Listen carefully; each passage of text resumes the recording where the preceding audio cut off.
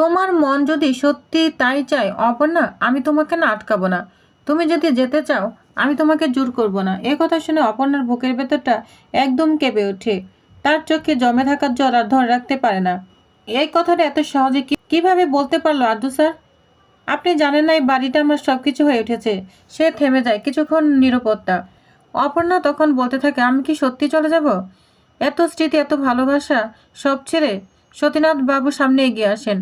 সতীনাথ বাবু বলে, অপর্ণা, তোর জন্মদিন এত কষ্ট তোকে আমি কোনোদিন পেতে দেখিনি।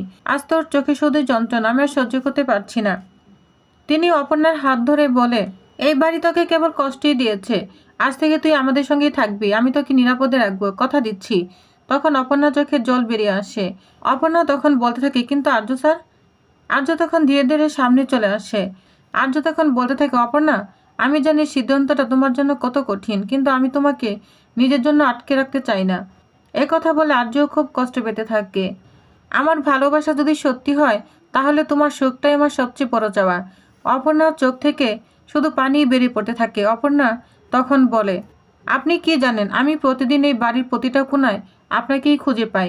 এই দেয়ালগুলো, এই ঘরগুলো সব আপনাকেই মনে করিয়ে দেয়। যা শুনে আর্য একদম চুপ করে থাকে। তখন আর্য বলে, তুমি যদি চাও যেতে চাও, আমি তোমার পথ আটকাবো না। অপর্ণার চোখ থেকে জল গড়িয়ে পড়ে। হঠাৎ বাইরে থেকে জুড়ে গাড়ির আওয়াজ, যা শুনে সবাই চমকে ওঠে। তখন সুমি এসে বলে, এ তো রাতে আবার কে এলো গাড়ি নিয়ে? সতীনাথবাবু জানলার দিকে তাকান। তখন সতীনাথবাবু বলে, নিশ্চয় কোনো অস্বাভাবিক ব্যাপার আছে। তখন সুমি বলে, একটা কথা জিজ্ঞাসা করব, ওই রাজনন্দিনীর ঘরটা এতদিন বন্ধ কেন থাকে? এই প্রশ্ন শুনে আর্যর মুখের রংটা একদম বদলে যায়।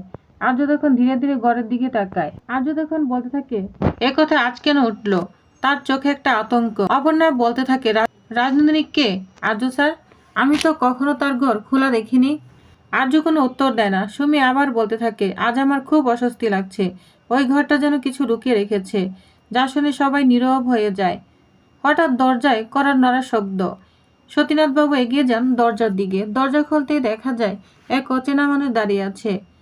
এই বাড়িতে কি আর্য সেন থাকেন? আর্য সামনে এগিয়ে আসে। আর্য তখন বলে, আমি আর্য সেন, আপনি কে? লোকটি একটু থেমে বলে, অচেনা লোক, আমি রাজনন্দিনীর পাঠানো মানুষ। এই কথা শুনে তো সবাই চমকে যায়। অপর্ণা তখন বলে, রাজনন্দিনী? আর্য যা শুনে একদম শর্ট হয়ে যায়। আর্য কাপা গলায় বলে, অসম্ভব, রাজনন্দিনী তো। তখন লোকটি বলে, তিনি বেঁচে আছেন আর তিনি আপনাকে দেখতে চান। তখনই ঘরে নেমে আসে গভীর নীরবতা। অপর্ণার চোখ বিস্ময় বড় হয়ে যায়। অপর্ণা তখন বলে, তাহলে ওই বন্ধ ঘরের রহস্য আজই প্রকাশ পাবে। আজও কিচ্ছু বলতে পারে না। সুমি তখন বলে, এতদিন তুমি আমাদের কাছে কিছু বলনি কেন আর্য? তখন আর্য চুপ থাকে। তার চোখে একটা অপরাধ বোধ। কারণ এই সত্যিটা ভালো, কারণ এই তখন আর্য বলতে থাকে, সত্যিটা বলার সাহস আমার ছিল না। অপর্ণা এগিয়ে আসে, আপনি কিছু লুকিয়েছেন আমার থেকে? তখন আর্য মাথা নিচু করে বলে, হ্যাঁ, আমি লুকিয়েছি।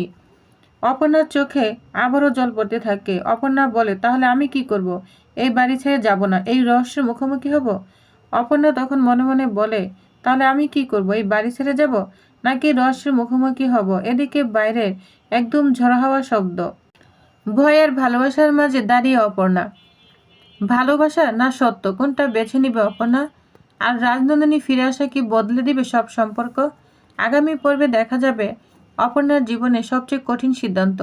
সব রহস্যের পর্দা উঠবে আগামী পর্বে। তো প্রিয় ভিউয়ার্স, কেমন লাগলো আজকের আপডেটটি? অবশ্যই কমেন্ট করে জানাবেন। পরবর্তী আপডেটটি পেতে অবশ্যই চ্যানেলটি সাবস্ক্রাইব করে রাখুন। ধন্যবাদ।